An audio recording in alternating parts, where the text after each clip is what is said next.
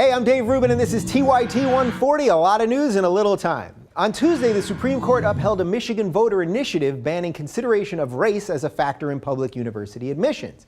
With this latest blow to affirmative action, the Supreme Court has ruled that a majority of a state's voters can reject admissions practices designed to compensate for past racial discrimination. So to recap, we now have perfect racial harmony in the United States.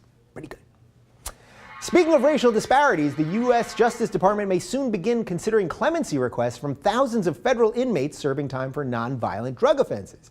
The new approach reflects a shift away from policies that have imprisoned 500,000 people, a disproportionate number of them African Americans, and a reconsideration of the decades-old war on drugs.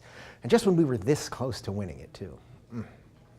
During a visit to Ukraine by U.S. Vice President Joe Biden, a top American diplomat said Russia has, quote, days, not weeks, to abide by an international accord aimed at stemming the crisis in Ukraine. The government calls upon Moscow to pull back the pro-Russian forces currently occupying government buildings in eastern Ukraine.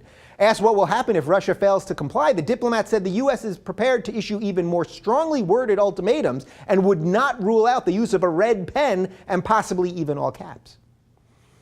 Last May, for the first time in a million years, the concentration of carbon dioxide in the atmosphere hit 400 parts per million before dropping below that level for the rest of the year.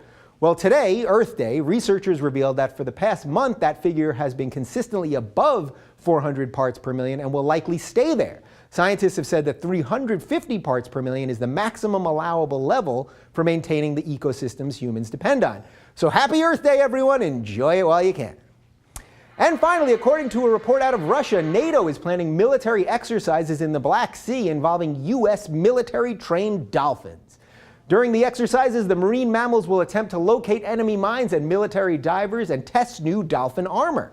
Russian President Vladimir Putin denounced the timing of the dolphin-based exercises as knowingly provocative acts that NATO was clearly engaging in, quote, on purpose. I'm Dave Rubin. Follow us on Twitter at TYT140 and suggest stories using hashtag TYT140. We'll see you tomorrow.